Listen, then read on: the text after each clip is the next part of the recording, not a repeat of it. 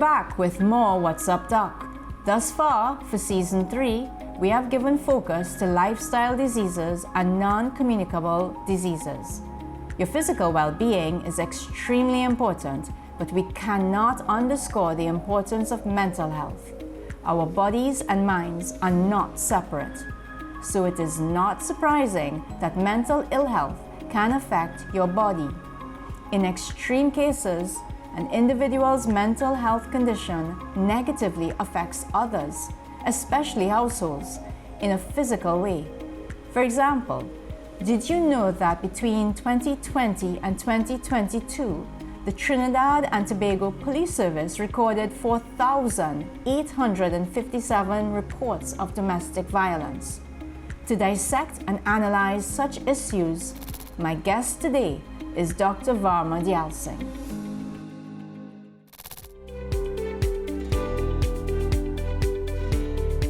Today's Vitaminette features thiamine, or vitamin B1.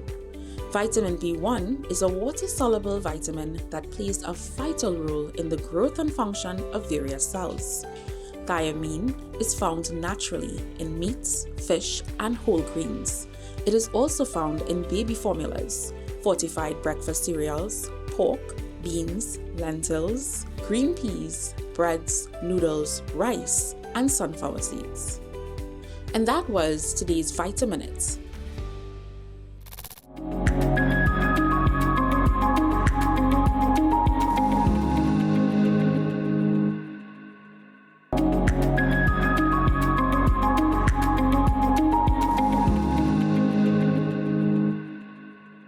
Domestic violence or domestic abuse or intimate partner violence has been defined as a pattern of behavior in any relationship which allows one person to exercise control and power over an intimate partner.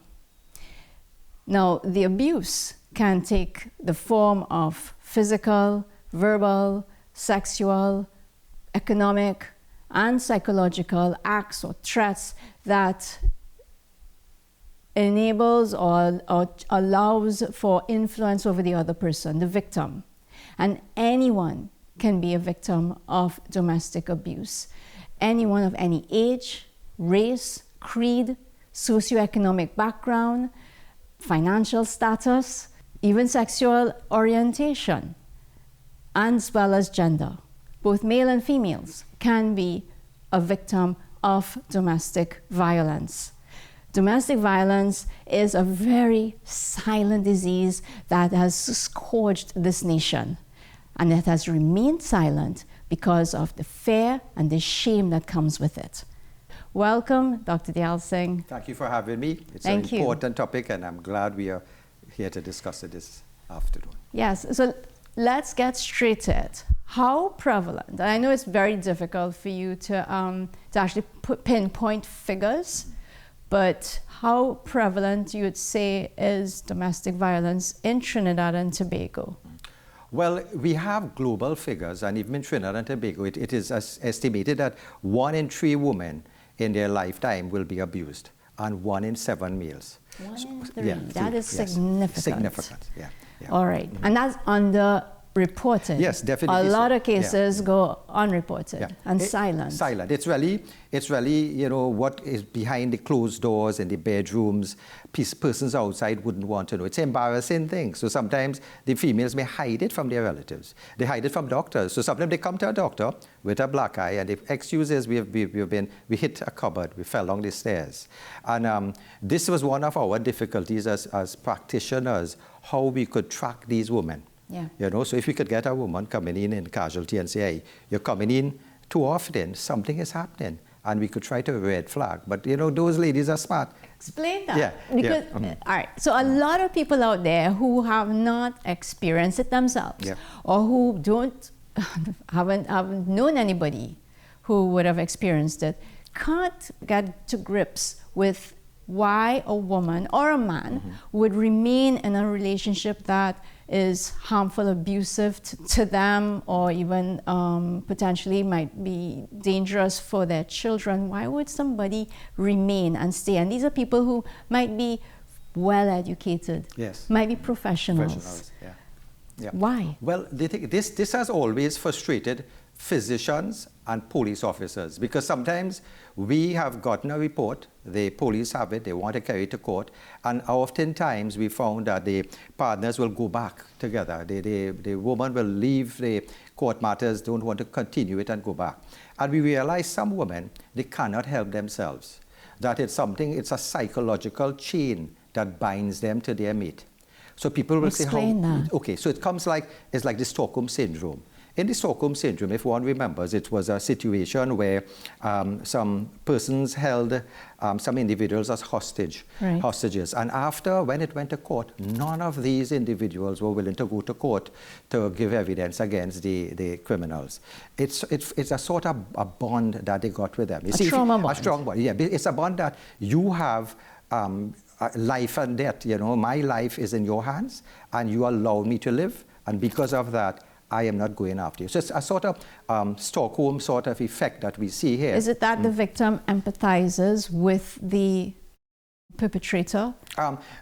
This is another reason also. You see, the empathy is something else, but the Stockholm sort of bond is something that occurs because you feel that you are indebted to your life because of this person. That person could end it. So gratitude? Gratitude, it could be. My. Then there's what you call the traumatic bonding theory. Now, the traumatic bonding theory is you have developed a bond with this individual, and the bond is such that you may have grown up in a home where you see your mom and dad having domestic violence, and you will actually equate getting beaten as love. So licks is equated with love. So if you in a relationship, you expect it, and if you don't get it, so that sort of trauma bonding also, that sort of occurs. Then there's so that theory, we have explained it by there's an intergenerational cycle of domestic violence. Of course. So it's certain families will have that. And if you could break that, then we may be able to rescue some individuals, or prevent them.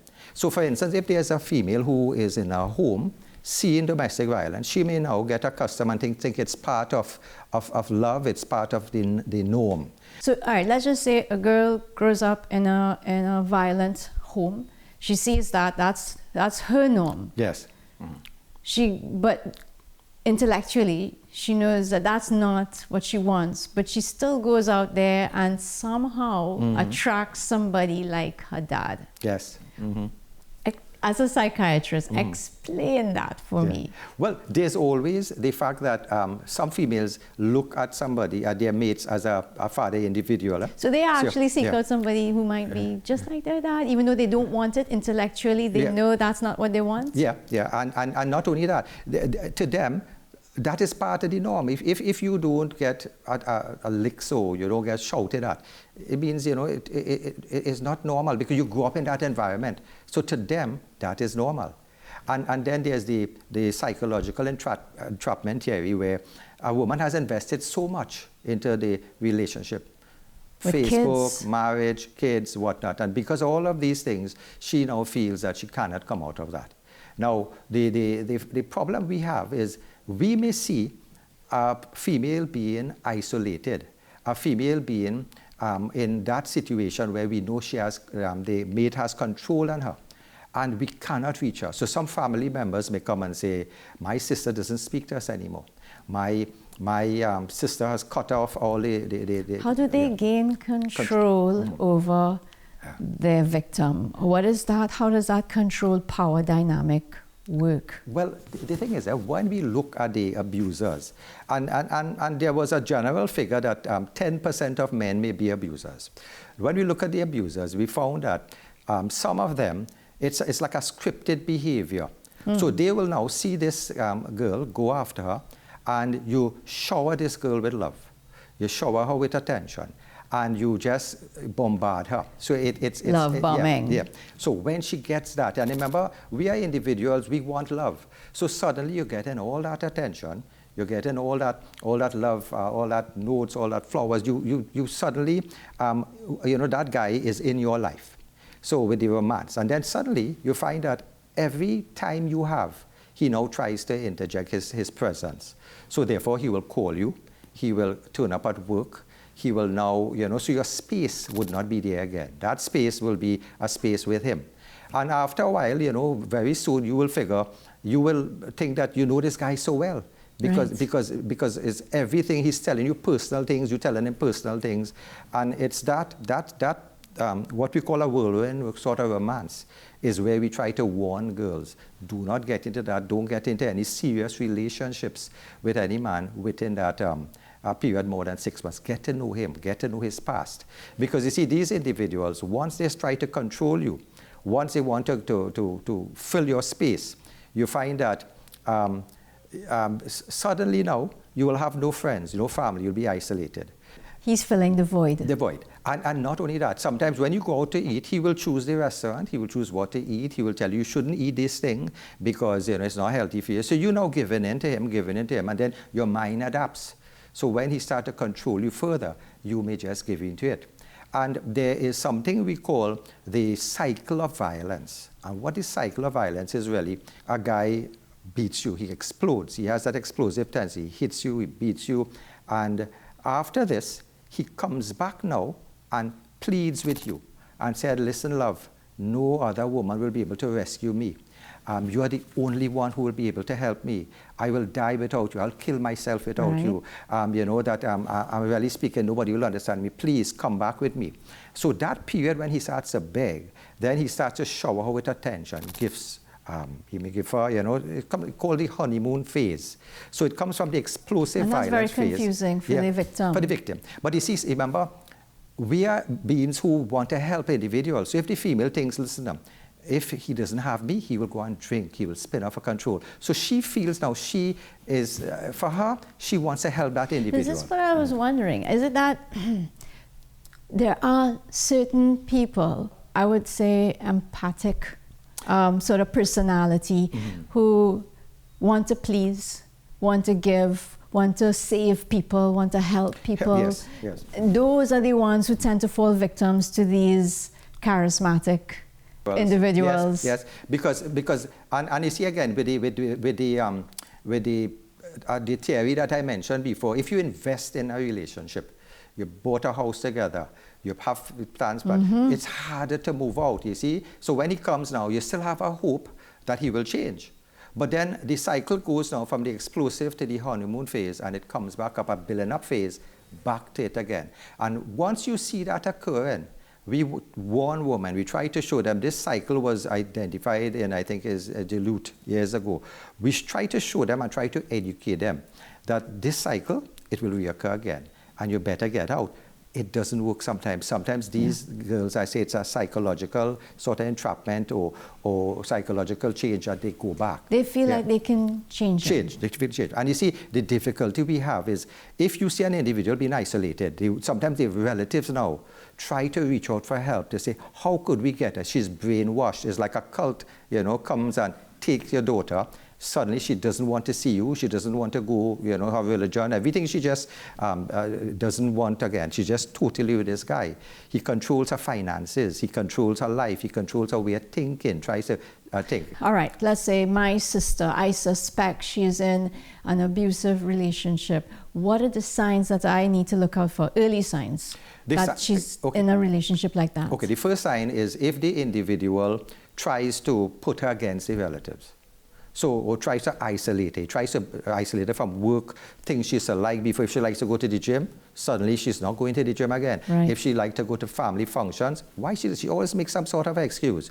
That is him trying to isolate her. And sometimes... And is it that she also turns against her own family and her own friends? Well, part of the process where he tries to brainwash her or tries the scripted behavior is when he tries to tell her it's both of us against the world. And sometimes she may open up. You see, sometimes they call them late in the night, you're sleepy, you tell them your secrets, little family squabbles that happen.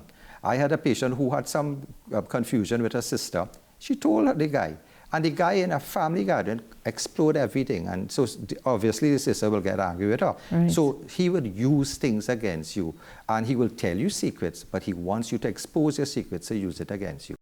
Let's just say my daughter, she's 17, and she's now starting to date I want to give her advice because she's going to go to university just now and she will be meeting people. Yeah. What are the early signs for her to look out, the red flags that this guy is not the one, and run to the hills fast?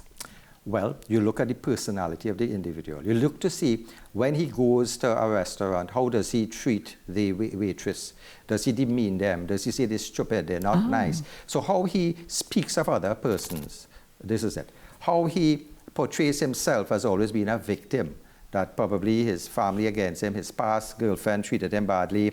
So he has that sad story for you. So he tells you that.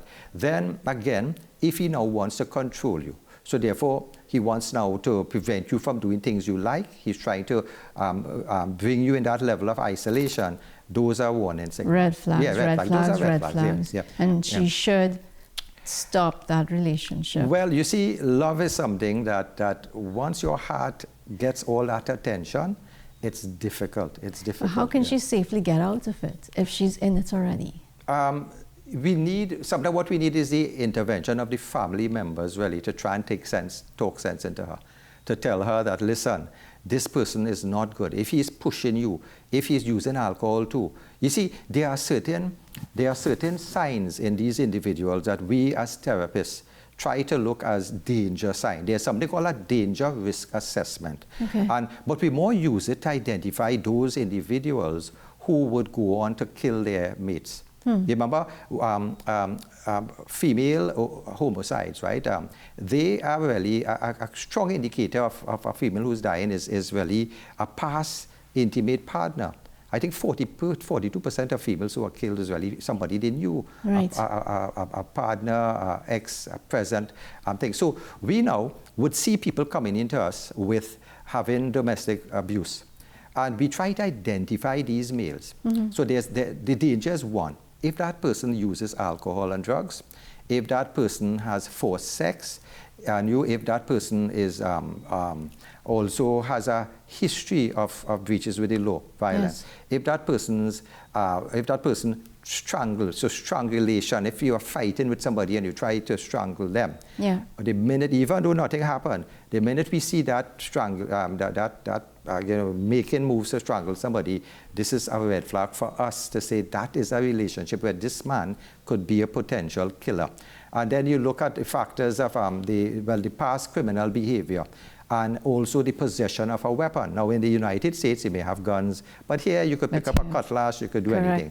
So this risk assessment was developed by a nurse called Campbell in Johns Hopkins University, and it is used by police services worldwide now, that if you have somebody, and psychologists too, if you have someone coming in and you can get these danger signs, that individual, you don't want that individual near that person. Now, those are the individuals where we want the courts to put a GPS bracelet on them. We're talking, I mean, there's so much you can talk about domestic violence. And before we leave, Dr. Dial saying, please share with the audience one piece of advice that you want them to hold on to there. If it's one thing that you remember from this program.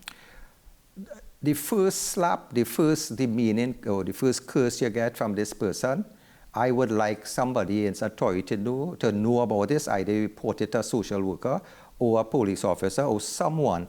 So right away, that individual knows that what happens in the bedroom, other persons outside would have a knowledge of it or indicate it. It's not to say we are going to criminalize that behavior, but at least we will now have a pattern on that individual. And he's being watched, and he knows he's being watched. Yes, yes, that's it.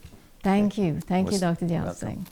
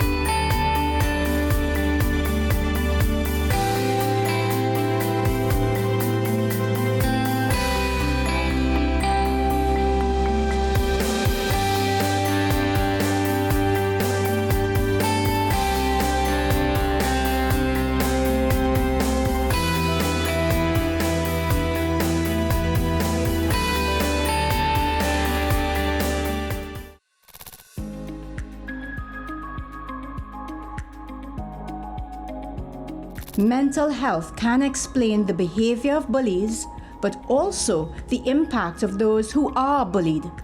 And you have those individuals who may have, some children have what you call conduct disorders. And a conduct disorder, some of them will like to light fires, kill pets, and all these things. Now, those children could go on into adulthood and be somebody with a personality disorder, what we call a psychopath or antisocial personality disorder. Do they pick on or target a specific personality, their victim, or is it across the board?